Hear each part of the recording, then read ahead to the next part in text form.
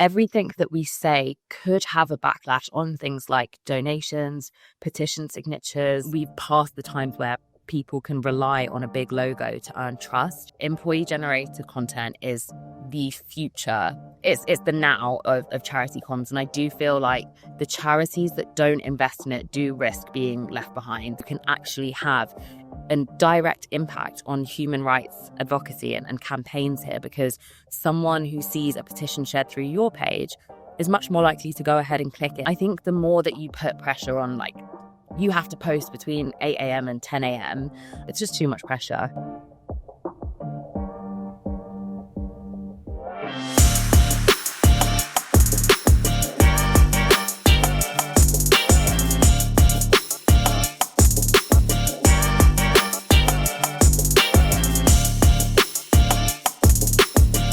Welcome to the Employee Advocacy and Influence podcast. My name's Lewis Gray. My co-host today is Eleshea, and our special guest from Amnesty International is Eleshea Williams. So, Eleshea, welcome. Thanks for joining us. Thank you for having me. It's an absolute pleasure. Yeah, we're glad we can make this one happen. I want to just give the listeners a little bit of context before we jump into things, but Amnesty International recently ranked on one of Disseminate's leaderboards on LinkedIn, and essentially what these leaderboards showcase is the percentage of an organization's employees who have shared on LinkedIn over a 30-day period. And we rank companies in any given industry.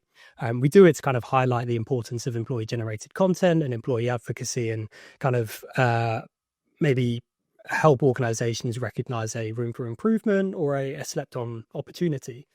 But Amnesty ranked in the top 5, I believe, number 4 for the non-profit sector. So Eleshea and I got talking. We were speaking about the surge in demand for employee-generated content in the charity sector. So Eleshea, before we get into all of that, can you just tell our listeners a little bit about yourself and your role at Amnesty?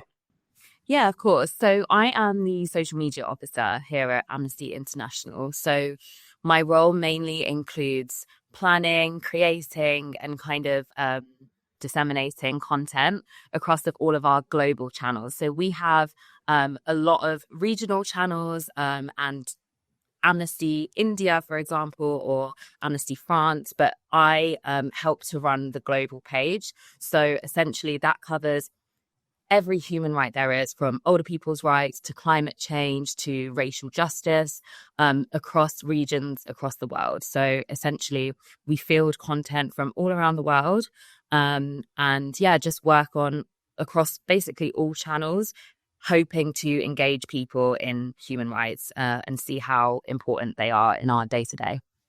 Amazing. Yeah, thank you for giving us that background. And to give the listeners some context on the conversation you and I had, Eleshea, so obviously we spoke about the growing importance of employee-generated content, but we wanted to discuss as well in this recording what other nonprofits can learn from your journey. So I guess a natural place to start would be around that apprehension that employees within the charity sector tend to have around posting on LinkedIn.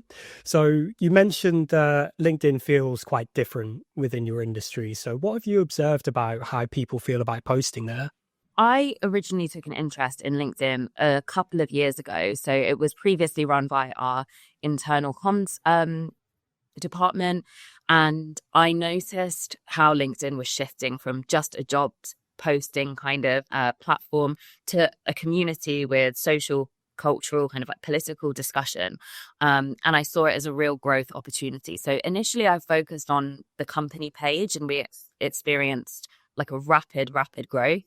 And then what I noticed is that there were a couple of people within Amnesty who were very active on LinkedIn. And in fact, because they were so active, responsible for bringing over a lot of new audiences to the page. So that's where we really started to focus. And I think people are very, very reluctant to start off posting on LinkedIn. And I think it's especially in the charity industry, because everything that we say could have a backlash on things like donations, petition signatures. And then also some people don't like to look self-promotional when they work for a charity, essentially. So I think there's a lot of reluctancy there across the board. I think it's one of those things where certainly in our experience at Amnesty, once people start posting on there, they connect with other people. They are able to speak about things that they're really passionate about. and they're really happy with it. But I think that first initial post, what do I post about? Will people think it's cringy? Is it okay? Do I need to run it past my company? Those are really, really big obstacles to getting started. Those fears, those kind of reasons not to post onto social would be really, really different compared to a lot of the B2B kind of larger commercial businesses that we work with. But having the same kind of reflections, the same fear of what if I post something and people think it's strange, or what if it doesn't go completely sort of aligned to what I would want to say around these things. How have you kind of tackled that? And particularly, I think, more nuanced for the not-profit sector. And as you say, certain governments, certain people, might not agree with what you do. How do you kind of balance that backlash? Do you have playbooks? Do you kind of just say, hey, just ignore it, don't worry about it? What's the sort of process that you encourage people to go through? Yeah, it's a completely valid fear, especially depending on what country you're in and things like that. And to be honest, there's no one way to alleviate that or stop the fact that if you are associated with our company page, you then have more eyes on your page. I think what we did do is speak about specific settings on LinkedIn that you can have, such as, connection only, like people that you're connected with, they're the only ones who can comment. But I think what was really important is that we started with a caveat that, as a company page, we will be engaging with your posts. And this is a great thing because you're getting recognition for talking about your work and all the other amazing things that you're doing. But you have to be aware that there are a lot of people, over 500,000 people, that follow our company page, which then means that you're a little bit more exposed.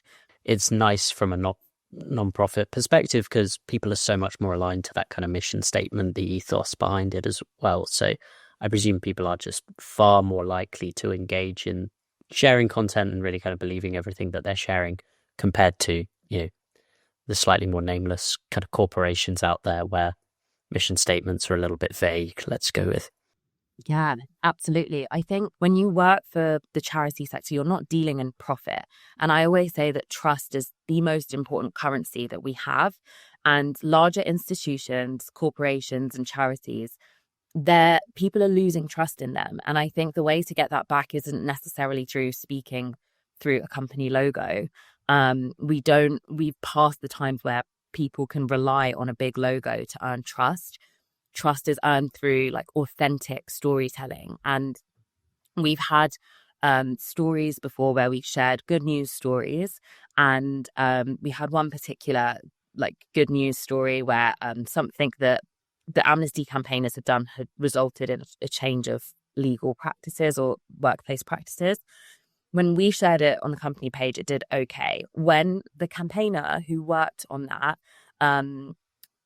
shared it, it got like over 1,000 likes because they were able to apply the process of that, shouting out other colleagues, basically things that the company, like, it wouldn't really be in our tone of voice to say. And I think with the training that I did, showing where that's worked really well is something that is quite motivational for people, because those people who might be scared to be braggy or cringy, my response to that is that LinkedIn doesn't necessarily have to be for building a personal brand. You can actually have a direct impact on human rights advocacy and campaigns here, because someone who sees a petition shared through your page is much more likely to go ahead and click it than the company page in most scenarios. So yeah, super important. And people are good at talking about the things that they're good at. So yeah. It does massively help from that perspective as well. I think just people telling their own stories, they tell it better in a tone of voice, in the way that they're going to be able to communicate it. I really like the point as well around just anecdotal evidence. We've mentioned this before on the podcast, but even when you're talking to people and presenting as to the why it's beneficial to do this, from a social media, from a marketing perspective, it's easy to default to numbers and metrics and look at all of the big, large numbers that generally are meaningless to a lot of people unless you kind of live in that marketing space. Having the here's a person that got 1,000 likes on a LinkedIn profile, but here's the impact that it actually had. Here's all the people and the conversations that were started. That's so much more impactful because it just speaks to people better.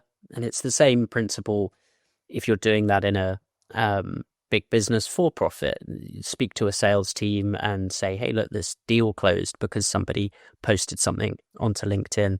Anecdotes speak to people just so much more when you're trying to encourage them to be able to do this, I find. Yeah, absolutely. And I think so the one thing that I made sure that I didn't do in this training was talk about algorithms or impression and engagement rates and things like that, because as you've just said, Elliot, not everyone works in marketing and not everyone necessarily cares about their engagement rate. That's not the reason that people are doing it sometimes. And I think using that jargon, it just makes it sound like, you are doing this for the company. Like, we don't want to make people feel like that. It's really important that people see the benefit of it, whether it is building a personal brand or if it is campaigning and things like that. So that was one thing that I made sure that I tried not to do. But what I did do was screenshot comments, things like people saying, oh my gosh, I didn't know about this. That to us as a non-profit is so valuable. That's like positive sentiment. It's showing that you've taught someone something. And the other thing that a lot of people feel about LinkedIn and employees feel about LinkedIn is that it's only for marketing people, or marketing people are the only people that are good at it because it's our job to write. So what I did at the start was I really went into who Amnesty's audience are on the company page. And what I find really interesting is we had kind of the usual suspects, so people who work in other nonprofits, people who work in law, but actually we had an audience of over 12,000 people that worked in IT, which is quite random when you think about it, right? But the reason that we have that big group of people that work in IT that follow our company page is because we have 2 people in our IT team who are very, very active on LinkedIn. They have big audiences. They talk a lot about IT, security, and that association with human rights. And so essentially, they have brought over those people who followed them because they were interested in IT and security over to a company page. That's 10 to 12,000 people who might not have known about Amnesty, had an active interest or passion about human rights, that have gone to follow our page. So seeing the impact there and making sure that everyone knows that every single role and every single person at a company has something interesting to say is so key. Quick one. If you've ever wondered how your employee advocacy efforts are actually performing and not just what you think is happening, Disseminate offers a free employee advocacy health check. All you have to do is provide your company name and our team will pull real social data on how active your employees are, what impact it's having, and then how you stack up against your chosen competitors. So whether you're assessing the performance of your employee advocacy program or getting a benchmark for a future program, these will be the insights you can act on. The link's in the show notes. So, Eleshea, we've kind of touched on the training a couple of times, and it's something that we'll often discuss on the podcast. And I think something that our listeners always appreciate is when people can just kind of describe the training, the structure, how they did it, and things like that, because you can often imagine when you have to train lots of employees on how to use LinkedIn, it has to be this huge ordeal. You'll have to get together in a big space and you have to present. It's very often not the case. It can be done over Zoom, whatever works for you. But for our listeners' sake, can you just tell us a little bit about the training that you ran? If you could maybe just touch on your goals and the structure to address the concerns that you outlined. Absolutely. I think in terms of the goals, I wanted to make sure that people could see LinkedIn as a campaigning tool. I really didn't want it to seem like we were asking people to directly replicate what Amnesty was saying or anything like that. And I think the first and most important thing that I opened with in my presentation was an icebreaker. And it was kind of ranking, I think it was 1 to 5 on how comfortable you feel with LinkedIn. So 1 being you might not even have a profile, 2 you might use it to lurk but you never post, all the way up to 5 where you're really confident and you're active on it. And then the second part of that icebreaker was if you sat below 3, what is an obstacle to you posting on LinkedIn? What's stopping you? And the three main things were feeling cringy, lack of capacity, and anxieties around what they can and can't say. These are the kind of things from conversations that I'd had in the office that I already foresaw kind of coming out. So I structured the whole presentation around alleviating those things. If you're worried about capacity, commenting is content, and there are like really like quick things that you can do. Even things like updating your profile picture is just like a small milestone that you can take. If you're worried about feeling cringy or braggy, showing that LinkedIn is a campaigning tool, or it's a tool where you can connect with other people in your community.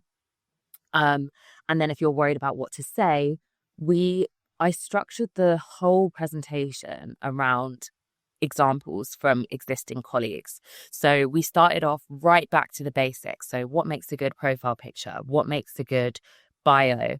And I kind of did it so that I kind of used the example of, if you were introducing yourself to someone in the office, like what should your LinkedIn page look like? Your LinkedIn page should essentially be inviting, say in clear terms what it is that you do. And then I used loads of different content examples. So some of those were like personal achievements, because a lot of people think that on LinkedIn you can only post about the company that you work for, which isn't the case. We have people who have had academic publications out, people who have written books, even people who've completed like a LinkedIn learning course. Those are personal achievements. Then you might have a personal touch to a work report. You might have life at Amnesty. So we've got some people that share really nice pictures from inside the office and all of that. And so that was alleviating that third concern of, instead of focusing on what people are scared to post about or what not to post, basically like flooding them with ideas of what they can post about with examples.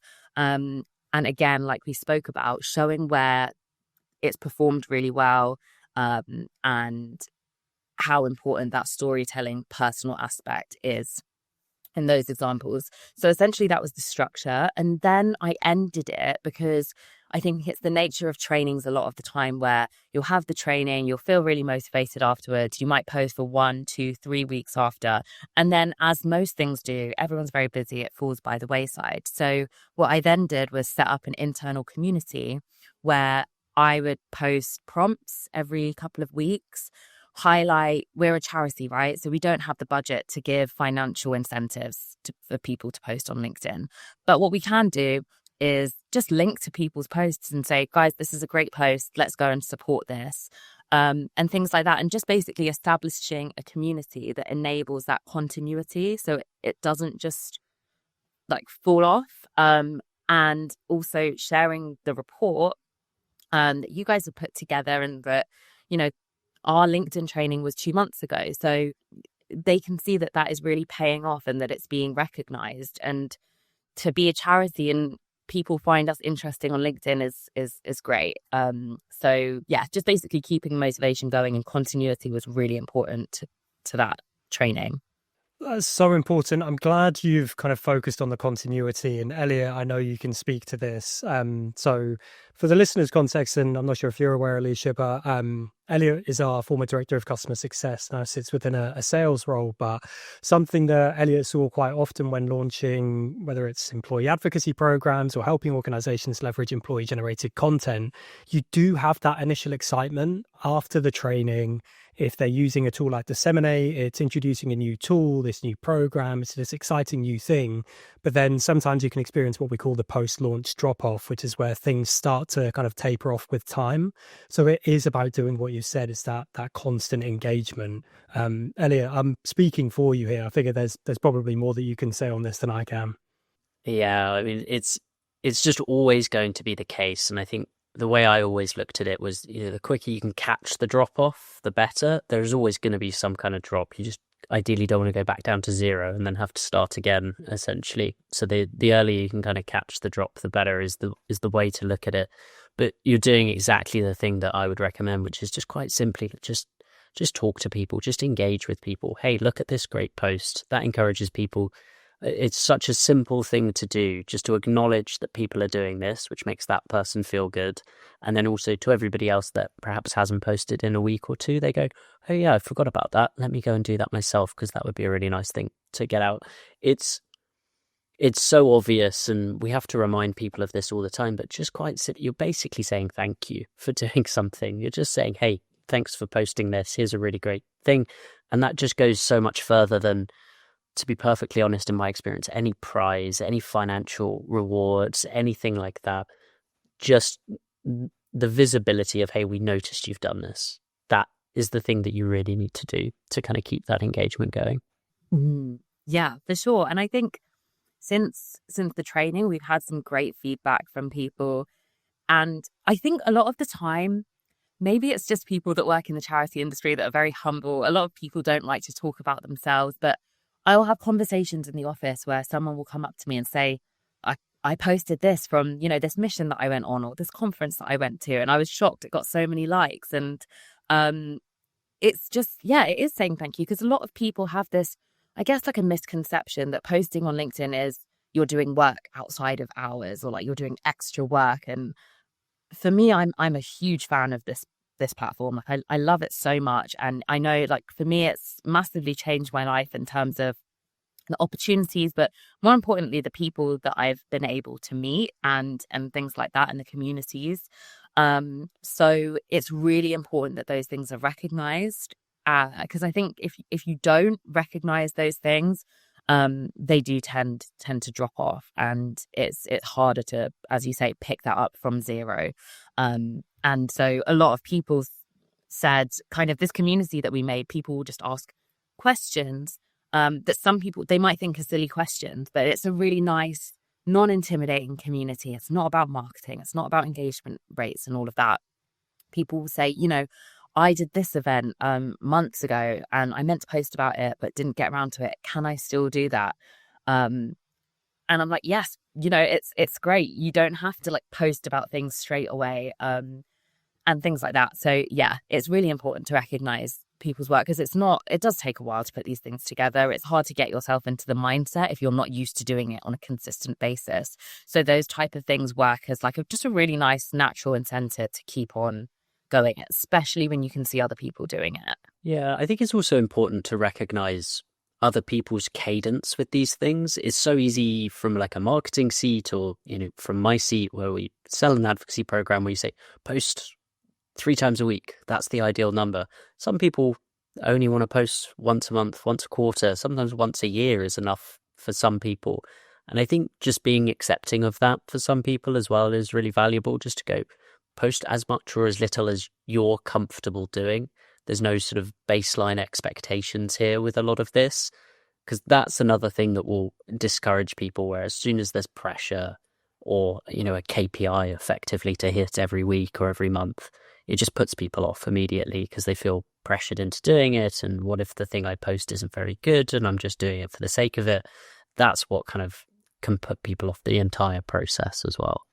Yeah, definitely. And I think when I did the research for this, a lot of the things talked about ideal times for posting, or times per week, and frequency. And I originally put it in, we have like a do's and don'ts page, and I actually just removed it, removed the best days of the week to post, best times of the week to post. And I just put like under the do's, under the don'ts, try to start with perfection, because it just starting for someone who has never posted before is really good. And I think the more that you put pressure on, like, you have to post between 8 a.m. and 10 a.m., as you said, it just puts people off, because they think that if they post at 10:30 or 10:01, they've missed the window and that post isn't relevant anymore.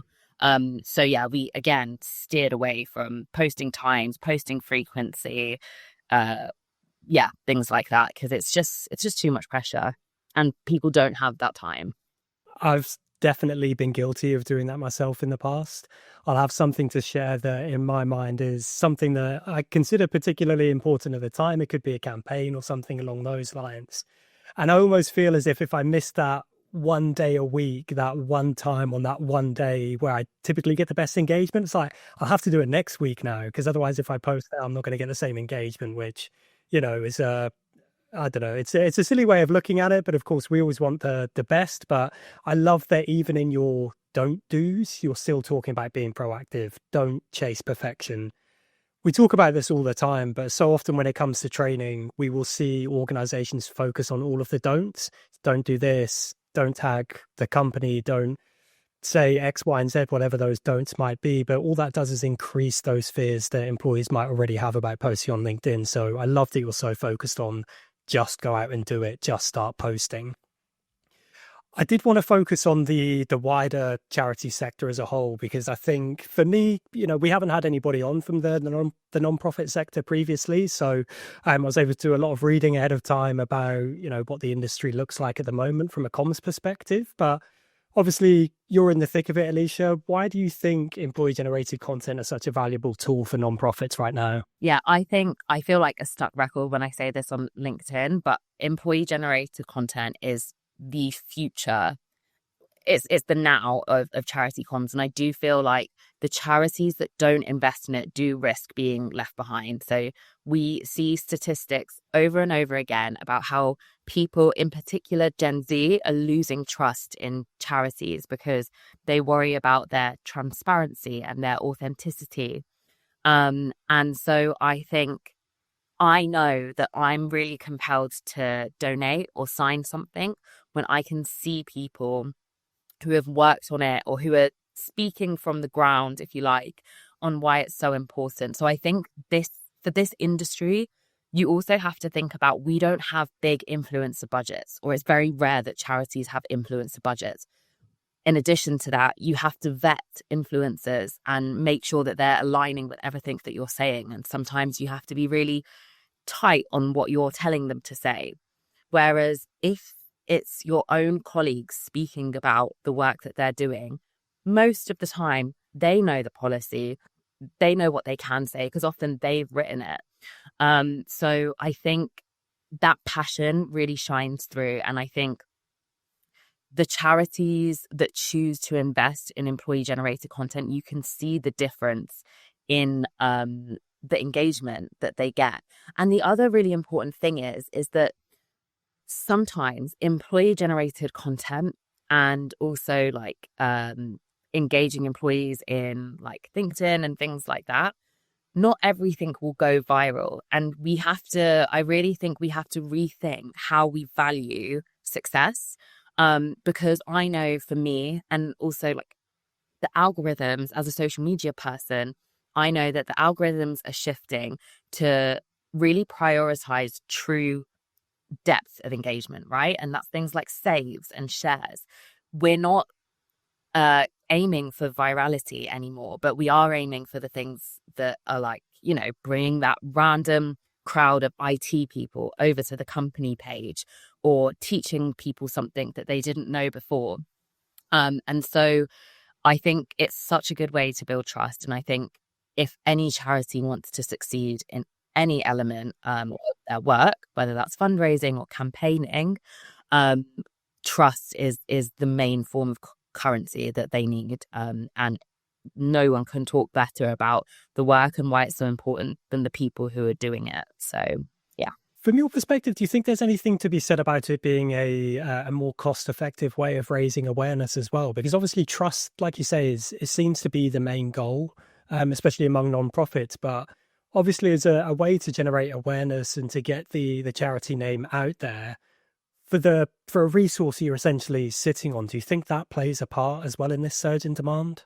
Absolutely. I think, yeah. So we want people to trust us, and I think as the global organization, we don't do any paid like marketing or advertising on LinkedIn at all. Everything, all of our growth has been organic, and I think, yeah, it's so cost effective. And I was speaking to another one of your colleagues who was going deeper into the analytics of the Amnesty page and our employees. And he was saying that people have on average 1,100 connections, right?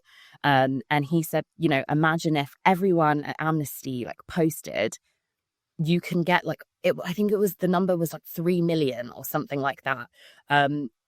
These are things that, people pay thousands of pounds for to agencies and paid marketing and things like that. And the fact that you have that resource at your fingertips, yes, it can be a bit of a slower process to get it up and get it consistent. But once you do, you see the results coming in straight away. And that's another reason why specifically for this industry where people aren't working with massive budgets, a lot of people want to talk about the work that they're doing. They want to be recognized for it. And so to be able to invest in that and empower them to do it in the best way that they can is one of the most valuable things that you can do. And so I have a lot of colleagues or peers, I should say, in the industry that we worked together on each of our individual LinkedIn presentations. And we are all coming up against the same thing. Everyone has the same fears, as I'm sure it's the same in for-profit and corporate companies. And I think if you can find a way to alleviate that and show the benefits of it, not just as a company, but also on an individual basis, then you've got that really nice sweet spot. I think it's such an interesting point from that perspective, just, the sheer costs, particularly in the industry where you don't want to spend money for no particular reason, particularly from a perspective of LinkedIn. It's a very, very expensive place to advertise, which if you're a huge consulting firm or something like that, you can kind of absorb those costs because you've got profit coming out of the other end of it, provided the ads work. From your perspective, you're spending a lot of money to raise awareness. And actually, when awareness is the big word that we're using here, your employees are going to be able to do that so much faster. To your point around the kind of maths, and for anybody that's listening that wants to do this maths, it is a really simple thing to do. The average person on LinkedIn has about 1,100 followers on LinkedIn. So take your employee base, times it by 1,100. That's the number of people that you can effectively be reaching through your employees. And it is as simple as that. The more of those employees you activate, the more awareness you're going to generate for the business. That's the aim behind all of this, and it's all the different ways that you can do that and encourage that behavior and simplify that behavior that make up an advocacy program. Eleshea, I did just have one more question for you. You've been so forthcoming with information about the training. I really appreciate you sharing your insights on the wider industry as well. Based on your experiences, what would you say to maybe a senior leadership team who might be more hesitant about letting employees post more freely? I think that in an industry where it's very different to consultancy firms and things like that, where a lot of the times we don't have the budget to incentivize these things or give rewards, a lot of these people, working in charity, I consider it such a privilege to work on the things that I'm truly, truly passionate about. But on the other side of that privilege is that you're really emotionally invested in the work. And so burnout is rife. And a lot of people, sometimes this can be a bit thankless.